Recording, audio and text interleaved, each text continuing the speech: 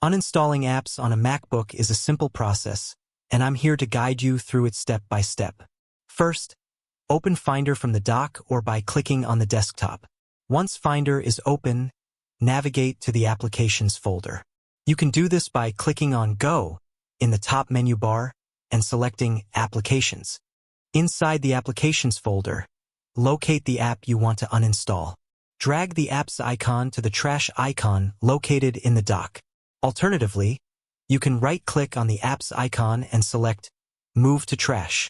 Once the app is in the trash, right-click on the trash icon in the dock and select Empty Trash to permanently delete the app from your MacBook. If you prefer to uninstall apps using Launchpad, click on the Launchpad icon in the dock. Launchpad will display all your installed applications. Find the app you want to uninstall, click, and hold on the app's icon until all the apps start shaking and an X appears in the corner of the app's icon. Click on the X to uninstall the app. You may be prompted to confirm the deletion. Alternatively, you can click on the app's icon and press the delete key on your keyboard to uninstall it. To uninstall apps downloaded from the App Store, open the App Store app on your MacBook.